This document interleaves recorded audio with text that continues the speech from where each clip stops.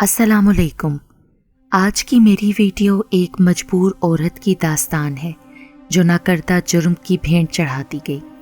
कहानी शुरू होने से पहले अगर आप मेरे चैनल पर न्यू हैं तो उर्दू सेंटर प्लस को सब्सक्राइब करके बेल नोटिफिकेशन को ऑन कर दें ताकि आपको मिलती रहें तमाम चैनल अपडेट्स। आप मेरी वीडियोस को ज़्यादा से ज़्यादा शेयर कर सकते हैं। अब आप मुझे ट्विटर, फेसबुक और इंस्टाग्राम पे भी फॉलो कर सकते हैं। डॉक्टर लाला रुख का कत्ल इस इलाके के लोगों के लिए मुअम्मा बना हुआ था। इस वाक़े ने इलाके में खौफ व हरास फैला दिया था। एक दो नहीं, इकट्ठे 3 कत्ल हुए थे। जितने मुंह थे उतनी बातें। कोई इसे ज़ाती दुश्मनी का शाखसाना करार दे रहा था, कोई इसे दहशतगर्दी से मंसूब कर रहा था। किसी के ख्याल में ये मामला डॉक्टर लाला रुख की निजी ज़िंदगी से ताल्लुक़ रखता था। सारे लोग अपने तय क्यासराइयों में मसरूफ़ थे, मगर उलझी गुत्थी का कोई सिरा हाथ नहीं आ रहा था। अभी पोस्टमार्टम रिपोर्ट नहीं आई थी। हालांकि इस शहर में उनकी किसी से दुश्मनी भी नहीं थी। फिर ऐसी क्या बात हुई थी? लोग उनकी पुरअसरार शख्सियत और उनकी मौत के बारे में जानने के लिए शिद्दत से मुंतज़िर थे, जिसके लिए उनके माजी में जाना ज़रूरी था। डॉक्टर लाला रुख का शुमार शहर की मारूफ गायनोकोलॉजिस्ट में होता था। वो एक मारूफ सरकारी हस्पताल से वाबस्ता थीं और शाम के वक्त अपनी कोठी से मुल्हिका क्लिनिक में 2-3 घंटे गुजार कर अपने रिहायशी पोर्शन में बंद हो जाती थीं। यूं शाम तक तो उनके पास औरतों और बच्चों का हजूम होता था। उन्हें रात के किसी पहर कत्ल किया गया था। हैरत की बात तो ये थी कि आज तक उनके घर में एक 14-15 साला लड़के के सिवा किसी की सूरत नज़र नहीं आई थी। वो भी सिर्फ सर्दियों के मौसम में छुट्टियां गुजारने एबटाबाद से आता था और 2-2.25 माह उनके पास रहकर चला जाता था। एक मुलाजमा थी जो अमूमन डॉक्टर साहिबा के जाने के बाद ही 10-11 बजे के करीब आती और 2-3 घंटे में सारा काम निपटा कर चली जाती। अलबत्ता चौकीदार फजल दीन रात दिन किसी मुजस्मे की तरह राइफल कंधे से लटकाए गेट पर हर वक्त इस्तादा रहता। आज तक उसे किसी ने छुट्टी करते या कहीं आते जाते नहीं देखा था। हालांकि उसका क्वार्टर कोठी के साथ ही था। पता नहीं वो कब सोता था, कौन सी घड़ी उसके आराम की थी। हैरत की बात तो ये थी कि फजल दीन और डॉक्टर लाला रुख का कत्ल एक ही जगह यानी लाउंज में हुआ था। दोनों की लाशें करीब करीब ही पड़ी थीं। बेडरूम से मुल्हिका स्टडी रूम की लाइट ऑन थी। मेज़ पर कई किताबें खुली पड़ी थीं, जिससे साबित होता था कि वो सोने से पहले मुताले की आदी थी। मगर फजल दीन के होते हुए कोई अंदर कैसे आ गया? ये बात वाक़े को मशकूक बना रही थी कि आने वाला जो कोई भी था उससे डॉक्टर के गहरे मरासिम थे। जब भी फजल दीन ने उसे आने दिया था और यही वक्त था कि उसकी आमद पर वो स्टडी रूम से निकल रही थीं और दुश्मन ने अपना काम कर दिखाया। मगर फिर उसे किसने मारा था? पुलिस से लेकर उस इलाके के लोग भी अपने तय इस गुत्थी को सुलझाने की कोशिश किए जा रहे थे। पोस्टमार्टम रिपोर्ट आने पर एक बार फिर हलचल सी मची। अजनबी और फजल दीन के जिस्म से निकलने वाली गोलियां एक ही रिवॉल्वर की थीं। फ़र्क सिर्फ इतना था कि अजनबी को गोली मारी गई थी, जबकि रिपोर्ट के मुताबिक फजल दीन ने खुदकुशी की थी। डॉक्टर लाला रुख को पिस्तौल से मारा गया था। उसके जिस्म से निकलने वाली गोली पिस्तौल की थी, जिसे पुलिस तलाश कर रही थी। उसे किसने गायब किया था? चश्मदीद गवाह तो कोई था नहीं। मोहल्ले वाले कुछ बताने से इनकारी थे। लाला रुख का ताल्लुक सुबह सरहद के एक पसमानदा इलाके से था। उसकी पैदाइश से 2 माह पहले ही उसके वालिद को किसी ने ज़ाती दुश्मनी की बिना पर कत्ल कर दिया था। उसे मनहूस समझकर किसी ने मुड़कर भी उसकी तरफ नहीं देखा। उसकी वालिदा इसे लेकर अपने मेके चली आईं। उसका मेका भी इतना अमीर नहीं था, बस गुजारे के काबिल था। उस पर फिर बेटी का उजड़ कर आ बैठना, वो भी एक नौज़ायदा बच्ची के साथ, भाई भाभियों के लिए ये एक गंभीर मसला था। बेवा माँ बेचारी क्या करती? फिर बेटी की उम्र और घर के हालात को देखते हुए उसने अपनी बेटी काशमाला की शादी एक उम्र रसीदा इंसान से कर दी और नन्ही लाला को अपने पास रख लिया। माँ ब्याह कर दूसरे कस्बे में चली गई, मगर महीने 2 महीने में बेटी से मिलने आती रही। वो उसे अपने साथ रखना चाहती थी, مگر اس کا شوہر برکت خان اس پر راضی نہیں تھا، حالانکہ وہ اس کے 2 نوجوان بیٹوں کی دیکھ بھال کر رہی تھی، اس کے گھر کو اور بچوں کو سنبھال رہی تھی، مگر وہ اس کی ایک چھوٹی سی بچی کو رکھنے سے انکاری تھا۔ کیا فائدہ ہوا تھا اسے اس شادی کا؟ وہ بڑے دکھ سے سوچتی۔ وہ تو شکر تھا کہ اس کے دونوں بیٹے اپنے باپ کی طرح نہیں تھے، بلکہ ہسمکھ اور ملنسار تھے۔ کبھی کبھی وہ بھی کاشمالا کے ساتھ اپنی سوتیلی بہن سے ملنے چلے جاتے اور اس کے ساتھ کھیلتے کودتے۔ انہوں نے کئی بار اپنے باپ کو بھی کہا تھا کہ ہماری کوئی بہن نہیں ہے، لالا رخ کو یہاں لے آئیں، مگر برکت خان کسی اور کی اولاد کو اپنے یہاں رکھنے میں عار سمجھتا تھا۔ رحمت گل اور جنت گل کی عمروں میں 2 سال کا فرق تھا، جبکہ لالا رخ رحمت گل سے 8 سال اور جنت گل سے 6 سال چھوٹی تھی۔ ننہال میں لالا رخ کا سبھی خیال رکھتے تھے۔ وہ دن بھر خالہ ماموں کے بچوں کے ساتھ کھیلتی رہتی، بس ماموں کے بیٹے شہریار سے کبھی نہیں بنتی تھی۔ خاص کر اس وقت اس کے غصے کی انتہا نہیں رہتی تھی جب اس کے سوتیلے بھائی آتے اور وہ ان کی خاطر تواضع میں مصروف ہوتی۔ برکت خان کا تعلق تھا تو ایک زمیندار گھرانے سے، مگر اپنی عیاشیوں کی وجہ سے اسے اپنی زمینوں سے ہاتھ دھونا پڑا۔ بس اب جیسے تیسے گزارا ہو رہا تھا۔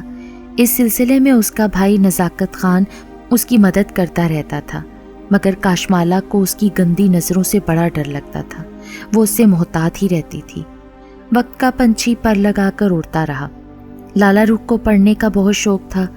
گاؤں میں رہ کر بھی اس نے کسی طرح 10ویں جماعت پاس کر لی تھی۔ اس کے لیے اسے گاؤں سے بڑی دور چل کر اسکول جانا پڑتا تھا۔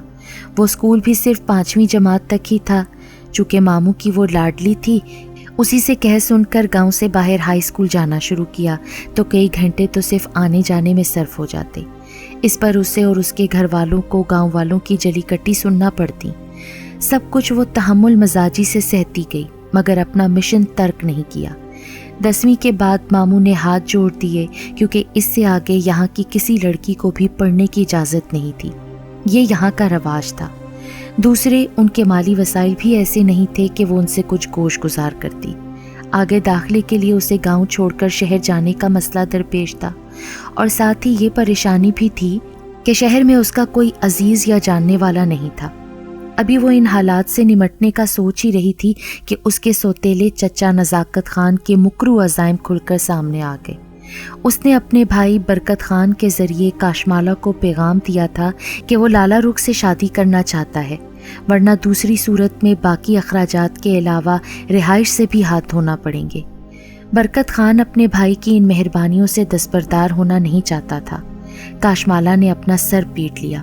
سوائے شہریار کے کسی نے اس بات پر احتجاج کرنا مناسب نہیں سمجھا، مگر وہ ابھی اس پوزیشن میں نہیں تھا کہ اپنے ساتھ ساتھ لالا رخ کا بوجھ اٹھا سکتا۔ تب اس نے لالا رخ کو رحمت گل سے مدد لینے کو کہا۔ یہ تم کہہ رہے ہو شہریار خان؟ اس نے حیرت سے دیکھا۔ ہاں لالا رخ، میں تمہیں آباد دیکھنا چاہتا ہوں، برباد نہیں۔ اس نے توقف کے بعد شکست خوردہ لہجے میں کہا تو وہ بھی ایک لمحے کو چکرا کر رہ گئی۔ لیکن وہ تو میرا بھائی ہے۔ وہ تو پتہ ہے مجھے، سگا تو نہیں ہے نا، تم دونوں کے ماں باپ علیحدہ علیحدہ ہیں۔ پھر میں نے اس کی آنکھوں میں تمہارے لیے محبت دیکھی ہے۔ رحمت گل تمہیں آباد رکھ سکتا ہے، وہ بوڑھا نہیں ہے۔ یہ کہہ کر اس نے جانے کو قدم بڑھا دیے۔ اور تم کچھ نہیں کر سکتے کیا؟ اسے شہریار جیسے انسان سے اتنی بزدلی کی توقع نہیں تھی، جبھی تو جاتے جاتے بھی اسے احساس دلانا چاہا۔ یہ بات نہیں ہے لالا رخ، رحمت گل سے شادی کی صورت میں تمہارا ایک ہی دشمن ہوگا، یعنی نزاکت خان، جسے تمہارا باپ اپنے بیٹے کی خاطر سنبھال بھی سکتا ہے۔ لیکن کیا؟ مجھے اپنانے کی صورت میں تمہارے بہت سارے دشمن بن جائیں گے نا؟ نزاکت خان، برکت خان، تمہاری ماں بے سائبان بھی ہو سکتی ہے، اور پھر کیا پتہ میرے گھر والے بھی تمہیں پسند کریں گے یا نہیں، کیونکہ میرا باپ اپنی بھتیجی سے میری شادی کرنا چاہتا ہے۔ کیا ہوا تم میری پھوپھی ذات ہو، ہمارے ہاں تو مردوں کی چلتی ہے نا۔ وہ مرد ہو کر بھی اپنے قبیلے کے مردوں کے فیصلے کے خلاف باتیں کر رہا تھا۔ واقعی وہ بھی تو سوچ میں پڑ گئی۔ پھر ایک کوندہ سا اس کے ذہن میں لپکا۔ تم ٹھیک کہہ رہے ہو شہریار خان۔ وہ چادر لپیٹتی ہوئی اس کے سامنے سے لہرا کر نکل گئی۔ حالات کے سامنے سینہ سپر رہنے والی لالا رخ اس رات ہتھیار ڈال چکی تھی۔ جس پر مان تھا اسی نے ساتھ چھوڑ دیا تو وہ کیا کرتی۔ کاشمالا کا دل غم سے چور چور ہو گیا تھا۔ کاش اس کا باپ زندہ ہوتا تو یہ نوبت نہیں آتی۔ اس نے بڑے دکھ سے سوچا۔ اس کی منگنی نزاکت خان سے ہو گئی۔ برکت خان بہت خوش تھا۔ رحمت گل شہر گیا ہوا تھا۔ واپسی پر اسے یہ سب کچھ معلوم ہوا تو وہ آگ بگولا ہو گیا۔ لالا رخ سے کچھ پوچھنا بیکار تھا۔ وہ سیدھا چاچا کی حویلی میں جا پہنچا۔ چاچا، یہ کیا کیا تم نے؟ شرم نہیں آئی اپنی بیٹی جیسی لڑکی سے رشتہ جوڑتے ہوئے؟ اوے نامراد، کیا ہو گیا ہے تجھے؟ کوئی بیٹی شیٹی نہیں، دور پار کا رشتہ ہے، دماغ خراب نہ کر میرا۔ چاچا، سگی نہ سہی پر رشتہ تو بیٹی ہے کا بنتا ہے نا۔ اس نے بڑے افسوس سے چاچا کو دیکھا۔ چل چل، بڑا آیا سمجھانے والا، میرے ٹکڑوں پر پل رہا ہے اور مجھے ہی آنکھیں دکھا رہا ہے۔ منہ سنبھال کر بات کرو چاچا، اگر ہم تمہارا کھا رہے ہیں تو سارا دن تمہارے کھیتوں کی رکھوالی بھی کرتے ہیں، مفت کی روٹیاں نہیں توڑتے ہم۔ اور رہی بات لالا رخ کی تو میں تمہیں اس کی مجبوریوں سے فائدہ نہیں اٹھانے دوں گا۔ آہا، بڑا آیا اس کی طرفداری کرنے والا۔ تو اس کے لیے اتنا پریشان کیوں ہو رہا ہے؟ تیرا بھی تو اس سے بھائی بہن کا رشتہ ہے نا، سگانا سے ہی، سوتیلا ہی سے ہی۔ اس نے اسی کے جملے اسے لوٹا دیے۔ رحمت گل نے بھی مزید بات بڑھانے کی بجائے وہاں سے ہٹ جانے میں ہی عافیت سمجھی۔ لالا رخ نے نزاکت خان سے شادی کرنے سے پہلے اپنے ڈاکٹر بننے والی شرط منوا لی تھی۔ نزاکت خان بھی ان دنوں کسی مسئلے میں الجھا ہوا تھا۔ خود اسے شہر لے جا کر اس کا داخلہ ایک بڑے میڈیکل کالج میں کروا کر کالج سے ملحقہ ہاسٹل میں اس کی رہائش کا انتظام بھی کر دیا۔ یہیں کے چوکیدار فضل دین کو سب کچھ سمجھا کر وہ گاؤں چلا گیا۔ اس کا مطلب یہ نہیں تھا کہ وہ اس کی طرف سے بے خبر ہو گیا تھا، بلکہ اس کے ہر پل کی خبر لیتا رہتا تھا۔ جوں جوں وقت گزرتا جا رہا تھا، لالا رخ کی گھبراہٹ اور پریشانیوں میں اضافہ ہو رہا تھا۔ آنے والے لمحوں کا تصور اسے ہولائے جا رہا تھا۔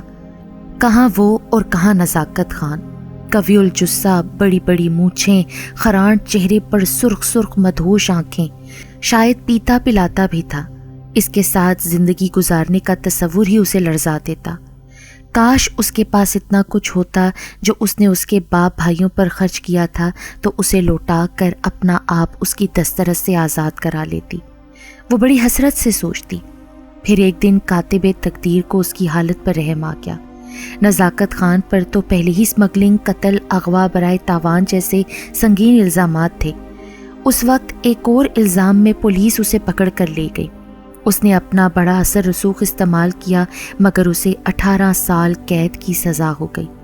تب لالا رخ نے اطمینان کا سانس لیا۔ اگلے ہی دن کاشمالا اور رحمت خان اسے اسی سلسلے میں مبارکباد دینے آئے مگر اس کے چہرے پر اب بھی فکر و پریشانی کی واضح لکیریں تھیں۔ تمہیں کوئی خوشی نہیں ہوئی لالا رخ؟ نہیں رحمت گل، میں ان وقتی خوشیوں کی قائل نہیں۔ اس طوفان کو تو آنا ہی ہے ایک دن، آج آئے یا 18 سال بعد۔ نہیں لالا رخ، یہ وقتی خوشیاں نہیں، میں ان لمحوں کو امر بنانے آیا ہوں۔ پر وہ کس طرح؟ اس نے رحمت گل کے چہرے پر جذبوں کا چھلکتا رنگ دیکھ لیا تھا۔ تب ان دونوں نے سارے منصوبے سے اسے آگاہ کر دیا۔ مگر میرے ڈاکٹر بننے کا خواب تو ادھورا رہ جائے گا نا؟ نہیں، ابھی صرف نکاح ہوگا، باقی رسمیں بعد میں ہوں گی۔ رحمت گل کی باتوں نے اس کا دامن مرادوں سے بھر دیا اور واقعی دیکھتے ہی دیکھتے وہ سب کچھ ہو گیا جس کا اس نے تصور بھی نہیں کیا تھا۔ تقریباً 1 سال تو خیر خوبی سے گزر گیا مگر اس کے بعد رحمت گل اپنے جذبات پر قابو نہ رکھ سکا۔ جب لالا رخ اسے اپنا وعدہ یاد دلاتی تو سیدھا کہہ دیتا، چھوڑو ان باتوں کو، یہ سب دنیاوی باتیں ہیں، خدا کی نظروں میں ہم ایک ہو چکے ہیں۔ اسے پھر نہ جانے کس کی نظر لگ گئی۔ رحمت گل اس سے بے پرواہ ہونے لگا۔ اس کی جیب سے نکلنے والی سفید پڑیاں نے اس بات کی تصدیق کر دی کہ وہ نشے کا عادی ہو چکا ہے۔ اس نے اس بارے میں اپنی ماں سے بات کرنا چاہی، کچھ اپنے اندر ہونے والی تبدیلی کے بارے میں بھی کہنا تھا، مگر وہ تو ایک رات ایسا سوئی کہ پھر اٹھنا نصیب ہی نہ ہوا۔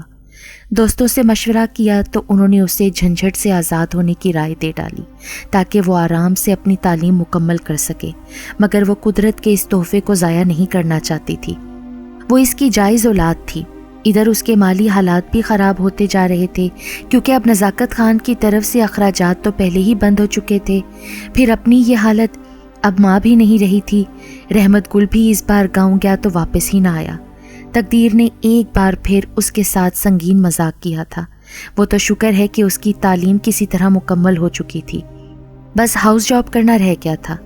فضل الدین کچھ دنوں سے اسے الجھا پریشان دیکھ رہا تھا۔ لالا بی بی، کیا بات ہے؟ آپ کچھ پریشان نظر آتا ہے، کیا میں آپ کی کچھ مدد کر سکتا ہوں؟ تم کیا کرو گے فضل الدین، میری تو قسمت ہی ایسی ہے۔ اور وہ یہ کہتے ہی رو پڑی۔ نا روتے نہیں لالا بی بی، کیا ہو گیا تمہاری قسمت کو؟ میرے کو بتاؤ، انسان ہی انسان کے کام آتا ہے نا، تو مجھ پر اعتماد کرو، اس نے اپنی طرف اشارہ کرتے ہوئے کہا۔ ڈوبتے کو تنکے کا سہارا کے مصادق اس نے بلا کم و کاست سب کچھ اس کے سامنے گوش گزار کر دیا۔ باقی باتوں کا علم تو اسے پہلے بھی تھا، نزاکت خان کی گرفتاری اور رحمت گل سے اس کے نکاح کے بارے میں بھی سب کچھ معلوم تھا، اور وہ اسے اس کی اجازت سے لے کر اپنے گھر آ گیا جہاں اس کی ماں اور بہنیں تھیں۔ یہ سب آپ کی دیکھ بھال کریں گے لالا بی بی۔ اس کا اشارہ اپنی ماں بہنوں کی طرف تھا، اور واقعی انہوں نے تخلیق کے مراحل سے لے کر ہاؤس جاب مکمل کرنے تک لالا رخ کی خدمت کی۔ ہاؤس جاب مکمل ہوتے ہی اسے کالج کے پرنسپل صاحب کے توسط سے ایک بڑے سرکاری ہسپتال میں جگہ مل گئی۔ اسے اپنے خوابوں کی تعبیر مل گئی تھی۔ اس سلسلے میں فضل الدین نے اس کی کافی مدد کی تھی۔ اب وہ حالات کی ٹھوکروں میں پلنے والی الڑ لالا نہیں تھی، بلکہ شہر کی مشہور و معروف گائنوکالوجسٹ ڈاکٹر لالا رخ تھی۔ دکھ کے موسم دور کہیں آہستہ آہستہ سے رکھتے گئے، بہاریں چھپ دکھانے لگی تھیں۔ اپنی تنخواہ کا زیادہ حصہ وہ فضل الدین کے گھر والوں پر خرچ کرتی۔ اب تک تو وہ ہسپتال سے ملحقہ سرکاری کوٹھی میں رہ رہی تھی، لیکن جب شہر کے نسبتاً پرسکون اور تنہا علاقے میں اپنی کوٹھی خریدنے کا ارادہ کیا تو فضل الدین کو اعتراض ہوا۔ لالا بی بی، میں آپ کو ادھر رہنے کا مشورہ نہیں دوں گا، آپ اکیلی ہیں اور وہ سنسان سا علاقہ۔ تب وہ ہنس پڑی۔ تم بھی کتنے بزدل ہونا فضل الدین، تم کیسے چوکیدار ہو؟ کیا فرق پڑتا ہے مجھے اس علاقے میں رہنے سے؟ میں نے تو ایک عمر اکیلے گزاری ہے، اب تو میرے ساتھ میرا بیٹا بھی ہے۔ اس نے بڑے فخر سے اپنے بیٹے کو دیکھا۔ چھوٹے صاحب یہاں کہاں ہوتا ہے، اسے تو تم نے اتنی دور ہاسٹل میں بھیج چھوڑا ہے، وہ کب ہر وقت یہاں ہوتا ہے؟ اچھا تو تم کسی ملازمہ کا انتظام کر دو، مالی اور خانسامے کا انتظام تو ہو گیا ہے، وہ تو سارے مسئلے طے ہو ہی جائیں گے۔ مگر کیا کہنا چاہتے ہو تم آخر؟ چوکیدار بھی تو آپ کو رکھنا ہوگا نا، اس کے لیے آپ میرا انتخاب کر لیں۔ لالا رخ کو بھلا کیا چاہیے تھا، جانا پہچانا اور بھروسے کا آدمی تھا۔ پھر تمہارے کالج کی نوکری کا کیا بنے گا؟ تم اس کی فکر نہ کرو لالا بی بی، تم جب تک ہسپتال میں ہوگا مجھے چھٹی ہو چکا ہوگا، تم آئے گا پھر ہم بھی اپنی روٹی پانی کھا کر آ جائے گا۔ گویا وہ سب کچھ طے کر چکا تھا۔ واقعی اس کی بات ٹھیک تھی۔ ہاں مگر ایک اور بات ہے۔ ہاں لالا بی بی، میرا خیال ہے اب تمہیں شادی کر لینی چاہیے۔ جوانی تو کسی نہ کسی طرح گزر ہی جائے گی، پر بڑھاپے میں کیا کرو گے؟ تو آپ کیوں نہیں کچھ کرتی؟ آپ بھی تو تنہا ہے نا۔ میری بات اور ہے، میرے پیروں میں تو رحمت گل زنجیر باندھ گیا ہے نا، اور پھر میرا بیٹا بڑا ہو رہا ہے۔ اسے اپنے بیٹے پر بڑا ناز تھا، ہوتا بھی کیوں نہ، اس نے اس کی خاطر کٹنائیاں بھی بڑی جھیلی تھیں۔ اسے وہ دن اچھی طرح یاد تھا جب رحمت گل اسے چھوڑ گیا تھا۔ وہ اسے اپنی گود میں اٹھائے در بدر کی ٹھوکریں کھا رہی تھی۔ جس سے بھی اپنے مسئلے کا اس نے ذکر کیا تھا، سب نے اس جھنجھٹ سے نجات پانے کا مشورہ دیا تھا، مگر وہ اپنی جگہ اڑ گئی تھی۔ اب وہی اس کا چھپڑ چھاؤں تھا۔ اسے اپنے سے دور بھی مصلحت ہی کے تحت رکھا تھا کہ وقت سے پہلے اس کے کچے ذہن میں کوئی ایسی ویسی بات گھر نہ کر لے اور اس کی تعلیم ادھوری رہ جائے۔ جب وہ پڑھ لکھ کر اپنے پیروں پر کھڑا ہو جائے گا تب وہ بڑے سکون سے اسے سب کچھ بتا دے گی تاکہ اسے کوئی غلط فہمی نہ رہے۔ جوں رحمت گل نشے کی حالت سے باہر آتا جا رہا تھا، احساس ندامت اسے مارے دے رہا تھا۔ افسوس تو اس بات کا تھا کہ شادی سے پہلے تو وہ اس لت میں مبتلا نہیں ہوا تھا، بعد میں کس نے اسے اس جہنم میں دھکیلا تھا۔ آہستہ آہستہ سب کچھ اس پر واضح ہوتا جا رہا تھا۔ بہت بڑی سازش کا شکار ہوا تھا وہ، ورنہ وہ کب کا اسی طرح بے سر و سامانی کی حالت میں کوڑے کرکٹ کے ڈھیر پر ایڑیاں رگڑ رگڑ کر مر چکا ہوتا۔ نشے کی طلب نے سب کچھ اس سے چھین لیا تھا۔ نہ جانے اس کی کون سی نیکی کام آ گئی تھی کہ کسی ڈاکٹر نے اسے ہسپتال کے پچھواڑے کچرے کے ڈھیر پر پڑا دیکھ لیا۔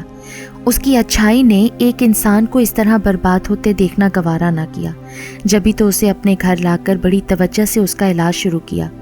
گو کہ یہ بڑا محنت طلب کام تھا. بہت دن لگ گئے اسے ایک نارمل انسان کی جون میں واپس لاتے ہوئے.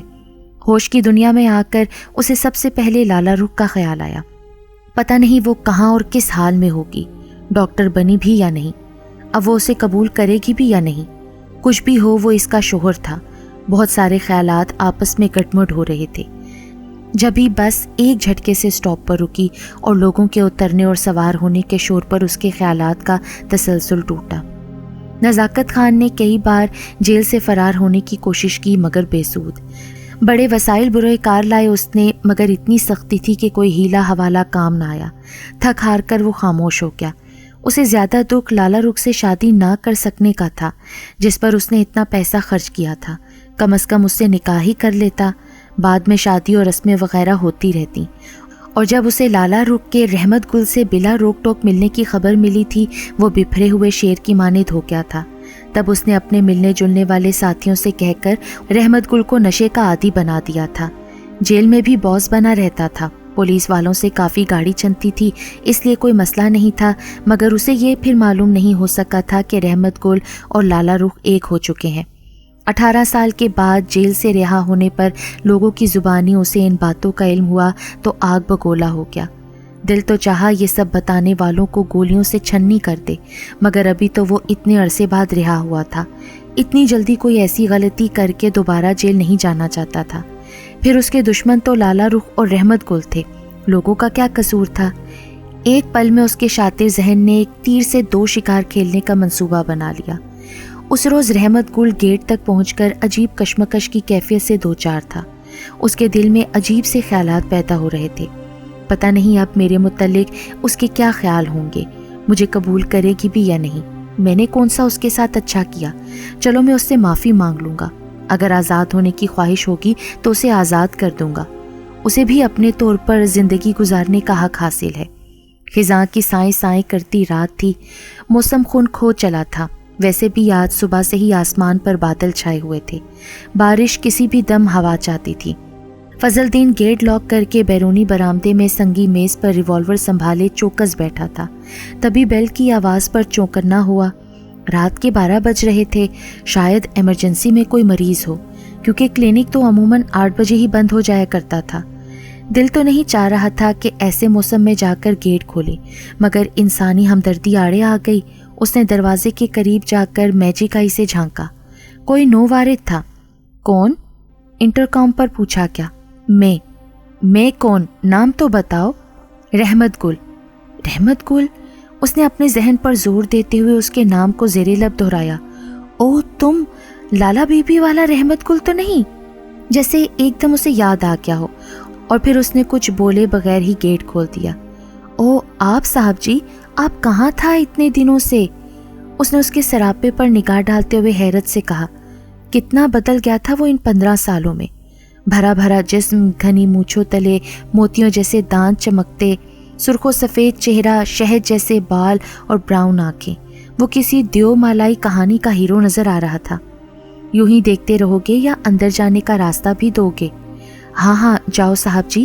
لیکن کیا؟ جی میں ذرا لالا بی بی سے اجازت لے لوں. انہوں نے کسی کو بھی بغیر پوچھے اندر آنے سے منع کیا ہے. پر میں اس کا شوہر ہوں، کوئی اور نہیں. بس وہ ذرا دکھی ہیں اور کمزور ہیں. کہیں ایسا نہ ہو کہ اچانک آپ کو سامنے پا کر. بات ادھوری چھوڑ کر اس نے وہیں انٹرکام پر رحمت گل کا بتا کر اندر آنے دینے کی اجازت مانگی. اجازت کی کیا ضرورت ہے فضل دین، لے آؤ انہیں، اس نے دھڑکتے دل سے کہا تو فضل دین اسے برآمدے تک چھوڑ آیا. آہٹ پر وہ بڑی بےتابی سے اسٹڈی روم سے لاؤنج میں آئی جہاں رحمت گل کھڑا ایک ٹک اسے دیکھے جا رہا تھا. خوشی اور غم کے ملے جلے جذبات دونوں کی آنکھوں سے جھلک رہے تھے. دل کی دھڑکنیں بے قابو ہوئے جا رہی تھیں. لالا رخ، مجھے معاف کر دو. رحمت گل آگے بڑھا. سب کچھ اس کے خیالات کے برعکس تھا. اس کا تو خیال تھا کہ اب وہ اسے قبول نہیں کرے گی، دھتکار دے گی، مگر یہاں تو ایسا لگ رہا تھا کہ وہ ایک ایک پل اسی کا انتظار کرتی رہی تھی. رحمت گل، تم کہاں چلے گئے تھے مجھے چھوڑ کر؟ اس کی آنکھیں چھلک پڑی. اب نہیں جاؤں گا. اس کی آواز میں بیتے دنوں کا کرب تھا. ندامت سے اس کا سر جھکا ہوا تھا. دونوں بیک وقت ایک دوسرے کی طرف بڑھے ہی چاہتے تھے، تبھی اچانک ہی گولی چلنے کی آواز آئی اور اس کے ساتھ لالا رخ لہرا کر زمین پر گر گئی۔ رحمت گل، بھاگ جاؤ یہاں سے، بڑی کربناک اور گھٹی گھٹی سی آواز لالا رخ کے منہ سے نکلی۔ لالا لالا، وہ چیخے مار مار کر اس کی باتوں کی پرواہ کیے بغیر اس کی طرف لپکا جو قالین پر گری ہچکیاں لے رہی تھی۔ گولی عین اس کے دل میں پیوست ہو گئی تھی۔ اس کی سمجھ میں نہیں آ رہا تھا کہ وہ کیا کرے، قاتل کا پیچھا کرے جس کے بھاگنے کی آواز آئی تھی، یا لالا کو دیکھے۔ وہ کون تھا؟ یہاں تک کیسے پہنچا؟ بھاگتے بھاگتے وہ بجلی کا سلسلہ بھی منقطع کرتا گیا۔ یکدم پوری کوٹھی اندھیرے میں ڈوب گئی۔ فضل دین، پکڑو، قاتل کو پکڑو، وہ اس نے لالا کو مار دیا۔ رحمت گل چیختا ہوا باہر نکلا۔ فضل دین جو گولی کی آواز سن کر ادھر ہی بھاگتا آ رہا تھا، اچانک بجلی کے فیل ہو جانے پر وہ بھی حواس باختہ ہو گیا۔ کون؟ کہاں قاتل؟ اندھیرے میں اس کی طرف بھاگ کر آتے ہوئے رحمت گل پر اس نے فائل کھول دیا۔ قاتل تو نہ جانے کدھر سے فرار ہو گیا تھا۔ ادھر لالا رخ ٹھنڈی ہو رہی تھی تو ادھر رحمت گل بھی آخری سانسیں لے رہا تھا۔ گولیوں کی آواز سن کر پاس پڑوس والوں کو ڈکیتی کا گمان گزرا۔ سب اپنے اپنے گھروں میں دبک کر بیٹھ گئے۔ فضل دین موقع ضائع کیے بغیر لالا کے کمرے کی طرف بھاگا۔ ٹارچ کی روشنی میں اسے وہ زمین پر پڑی نظر آئی۔ لالا بی بی، اس نے جھنجھوڑا، مگر وہ تھی ہی کہاں۔ اس پر جیسے جنون سوار ہو گیا۔ وہ ٹارچ لے کر بھاگتا ہوا لان میں گیا جہاں اس نے قاتل کو گولی ماری تھی، مگر یہ کیا؟ یہ تو رحمت گل آخری ہچکی لے رہا تھا۔ صاحب جی، پہلے تو اسے گمان گزرا کہ شاید رحمت گل نے ہی لالا رخ کو قتل کیا ہے، مگر جب اس کے پاس گیا تو وہ کچھ کہہ رہا تھا، لیکن آواز بہت دھیمی تھی کہ اس کی سمجھ میں آتی۔ اس نے جھک کر اس کے منہ کے ساتھ کان لگا دیا۔ فضل دین، قاتل بھاگ گیا، تم نے اسے؟ کہتے کہتے اس کی گردن ڈھلک گئی۔ فضل دین کو یقین نہیں آ رہا تھا کہ لالا رخ مر چکی ہے۔ ایک بار پھر وہ بھاگتا ہوا اس کے کمرے میں پہنچا، ہر طرح سے چیک کیا، اور جب اسے اس کی موت کا یقین ہو گیا تو وہ سسک پڑا۔ وہ اس کے ہوتے ہوئے قتل ہو گئی تھی، اور خود فضل کے ہاتھوں ایک بے گناہ شخص کا قتل ہو چکا تھا، جبکہ لالا رخ کا قاتل فرار ہو گیا تھا۔ اب میں زندہ رہ کر کیا کروں گا؟ فضل دین کا دل اسے کچوکے لگا رہا تھا۔ اس کی غیرت اسے شرمندہ کر رہی تھی۔ اس نے اپنے ہی ریوالور سے خود کو ختم کر لیا۔ نزاکت خان جیل سے باہر آ کر کتنے دنوں تک رحمت گل کی مخبری کرتا رہا تھا، پھر لالا رخ کی کوٹھی کے آس پاس بھیس بدل کر جائزہ لیتا رہتا تھا۔ وہ ایک تیر سے دو شکار کرنا چاہتا تھا۔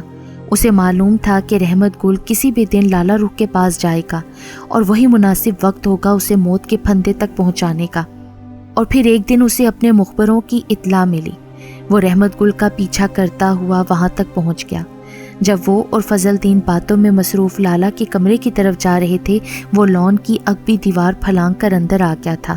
پہلے تو ادھر ہی جھاڑیوں میں چھپا رہا، جو ہی فضل دین رحمت گل کو اندر چھوڑ کر گیٹ کے ساتھ بنے اپنے کیبن میں بیٹھا، وہ برآمدے سے ہوتا ہوا ان کے کمرے کے دروازے کے پیچھے پستول تان کر آ کھڑا ہوا۔ وہ دونوں ایک دوسرے میں اس قدر محو تھے کہ انہیں احساس ہی نہیں ہو سکا کہ دروازے کے پیچھے کوئی نشانہ لے رہا ہے۔ بیک وقت 2 گولیاں اس کے سینے میں اتار کر وہ تیزی سے گیراج کے کونے میں نصب فیوز اڑاتا گیا۔ رحمت گل نہ بھی آتا تو اسے لالا رخ کو اس کی عہد شکنی کی سزا تو دینی ہی تھی، مگر اس طرح پھر وہ دوبارہ سلاخوں کے پیچھے ہوتا۔ وہ اس دفعہ رحمت گل کو قتل کے سلسلے میں حوالات بھیجنا چاہتا تھا، لیکن معاملہ اس کے برعکس ہوا۔ اسے نہیں معلوم تھا کہ رحمت گل اس طرح مارا جائے گا۔ رحمت گل کی موت نے جہاں پولیس کو لالا رخ کے قاتل تک پہنچنے میں مدد دی، وہیں فضل دین کے لالا رخ سے بے لوث عشق کا راز بھی فاش کر دیا۔